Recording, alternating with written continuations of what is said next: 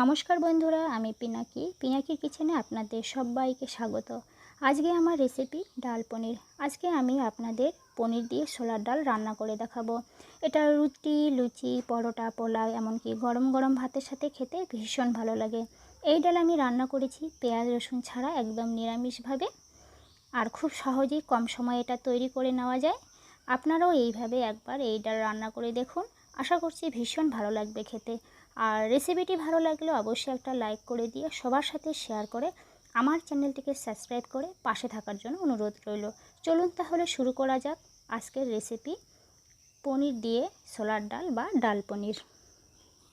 ডালের এই রেসিপিটি বানানোর জন্য আমি 250 গ্রামের মতো ছোলার ডাল নিয়েছি। ডালটাকে আমি ওভারনাইট ভিজিয়ে রেখেছি। আপনারা ওভারনাইট না হলেও 4 থেকে 5 ঘন্টা মিনিমাম ভিজিয়ে রাখতে পারেন। ছোলার ডাল সেদ্ধ হতে যেহেতু একটু বেশি সময় লাগে, তাই সময় নিয়ে ভিজিয়ে রাখা খুবই জরুরি। তো দেখুন, ডালটা অনেকটাই ফুলে উঠেছে। এবার ডালটার জল ছেঁকে ফেলে দিয়ে ডালটাকে সেদ্ধ করার জন্য কড়াইতে বসিয়ে দেব। আর এর সাথে আমি দিয়ে নিচ্ছি 4টে চেরা কাঁচা লঙ্কা, 1 টিস্পুনের মতো লবণ, হাফ টিস্পুনের মতো হলুদ গুঁড়ো।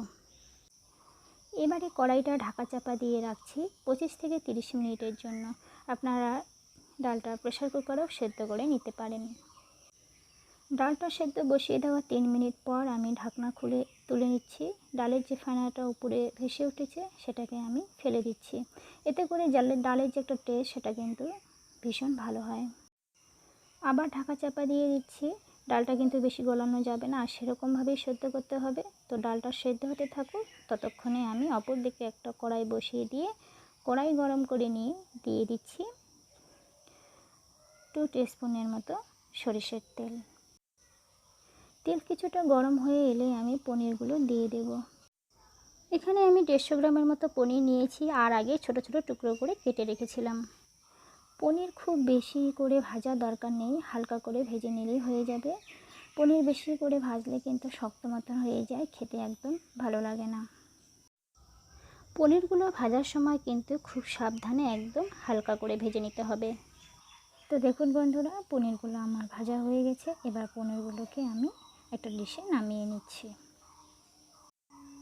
পনির ভাজার পরে কড়াইতে যে তেলটা রয়ে গেছে, সেই তেলেই আমি আরও কিছুটা পরিমাণ সর্ষের তেল অ্যাড করে দিলাম। এবার ফোড়নের জন্য দিয়ে দিলাম একটা তেজপাতা, এলাচ, লবঙ্গ, দারচিনি। এবার ফোড়নটাকে 20 থেকে 30 সেকেন্ড লো আছে একটু ফুটিয়ে নেব। আর ফোড়নটা থেকে একটা স্মেল বেরিয়ে আসলেই আমি দিয়ে দিচ্ছি 1 টিস্পুনের মতো আদা বাটা, 1 টিস্পুনের মতো কাঁচা লঙ্কা বাটা। এবার মশলাটাকে আমি 1 থেকে 2 মিনিট মিডিয়াম আঁচে ভেজে নেব, যতক্ষণ না মশলা থেকে কাঁচা ভাবটা চলে যাচ্ছে। আর মশলাটা ভাজার সময় কিন্তু গ্যাসের আঁচটা লোতে রাখতে হবে, নইলে মশলা পুড়ে যাওয়ার সম্ভাবনা থাকে। তো মশলা ভাজা হয়ে গেছে। এরপর আমি এখানে দিয়ে দেব একটা বড় সাইজের টমেটো পেস্ট। এবারে টমেটোটাকেও আমি একটু সময় নিয়ে ভেজে নেব, যতক্ষণ না টমেটোর কাঁচা ভাবটা চলে যাচ্ছে। টমেটো ভালো করে না ভাজলে কিন্তু টমেটোর যে একটা কাঁচা ভাব, সেটা থেকে যায়, খেতে একদম ভালো লাগে না। মশলাটা যাতে পুড়ে না যায়, এর জন্য সামান্য জল দিয়ে আরেকটু নাড়াচাড়া করে ভেজে নেব। তো মশলাটা ভাজা হতে থাকুক, ততক্ষণে আমি এইদিকে দেখে নিচ্ছি ডালটা সেদ্ধ হয়েছে কিনা। এবারে আমি কড়াইয়ে ঢাকনাটা তুলে নিচ্ছি। ডালটা দেখুন সেদ্ধ হয়ে গেছে। ডালটা দেখাচ্ছি, দেখুন ডালটা কিন্তু এখানে 80% সেদ্ধ হয়ে গেছে। ভেতরে আরেকটুখানি শক্ত রয়েছে, পুরোপুরি সেদ্ধ হয়ে যায়নি। আর একটা ডালও কিন্তু ভেঙে যায়নি, জলের পরিমাণটাও ঠিকঠাক রয়েছে। আর এইভাবেই কিন্তু আমাদের ডালটা সেদ্ধ করে নিতে হবে। এবারে সেদ্ধ ডালটা নামিয়ে নিচ্ছি। তো দেখুন বন্ধুরা, এদিকে মশলাটাও প্রায় অনেকটা হয়ে এসেছে। এবার এর মধ্যে কিছু ঘরোয়া মশলা ব্যবহার করব। দিয়ে দিচ্ছি 1 টিস্পুনের মতো লবণ, হাফ টিস্পুনের মতো হলুদ গুঁড়ো, হাফ টিস্পুনের মতো জিরে গুঁড়ো, আর দিয়ে নিচ্ছি হাফ টিস্পুনের মতো ধনে গুঁড়ো।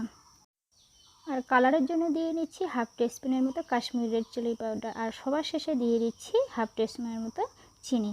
চিনিটা কিন্তু এখানে অবশ্যই দিতে হবে, কারণ ছোলার ডালে একটু মিষ্টি হলে খেতে ভালোই লাগে। এবারে সমস্ত মশলাগুলো ভালো করে নাড়াচাড়া করে মিশিয়ে নেব। এই সময় মশলাগুলো যাতে পুড়ে না যায়, সেজন্য গ্যাসের আঁচটাকে একদম লোতে রেখে মশলাগুলো কষিয়ে নেব। তবে সব মশলা ভালো করে কষিয়ে নেওয়ার জন্য আমি এখানে হাফ কাপের মতো জল দিয়ে নিলাম। এবারে গ্যাসের আঁচটাকে লোতে রেখে ভালো করে মশলাগুলো কষিয়ে নিচ্ছি। মশলাটাকে একটু সময় নিয়ে খুব ভালো করে কষিয়ে নিলে কিন্তু রান্নার টেস্টটা ভীষণ ভালো হয় আর কালারটাও খুব সুন্দর চলে আসে। তো মশলাটাকে আমি 2-3 মিনিট সময় নিয়ে লো আঁচে কষিয়ে নেব, যতক্ষণ না মশলা থেকে সমস্ত তেলটা বেরিয়ে আসছে। তো দেখতেই পাচ্ছেন বন্ধুরা, 2-3 মিনিট পর মশলা থেকে সম্পূর্ণ তেলটা বেরিয়ে এসেছে। এইভাবে মশলা থেকে তেল ছেড়ে দিলে আমাদের বুঝে নিতে হবে আমাদের মশলা কষানো হয়ে গেছে। এবারে জল সমেত সেদ্ধ করে রাখা ছোলার ডালটা আমি দিয়ে নিলাম। তারপর মশলার সাথে ডালটাকে ভালো করে মিশিয়ে নেব। আর এই সময় কিন্তু আমি গ্যাসের আঁচটা মিডিয়াম করে রেখেছি। তো একটু সময় নিয়ে ডালটা আমাদের কষিয়ে নিতে হবে। 4-5 মিনিট সময় নিয়ে আমি ডালটা ঢাকা চাপা দিয়ে কষিয়ে নেব, যতক্ষণ না জলটা শুকিয়ে যাচ্ছে।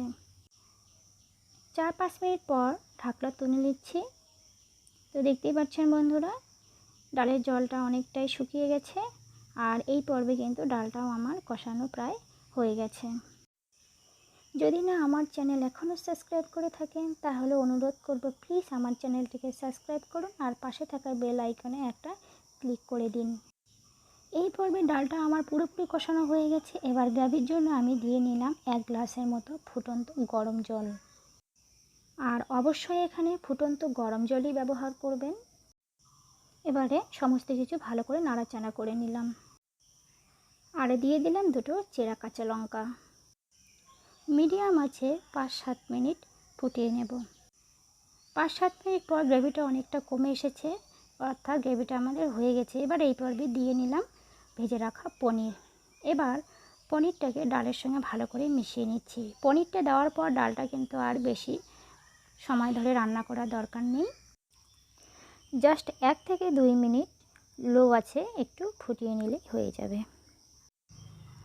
তো এই পর্বে ডালটা কিন্তু অলমোস্ট প্রায় হয়ে এসেছে। এবার নামানোর আগে আমি দিয়ে দিচ্ছি 1 টিস্পুনের মতো গরম মশলা গুঁড়ো, জাস্ট একটুখানি ঘিয়ের পরিমাণটা আপনারা চাইলে একটু বাড়িয়ে দিতে পারেন।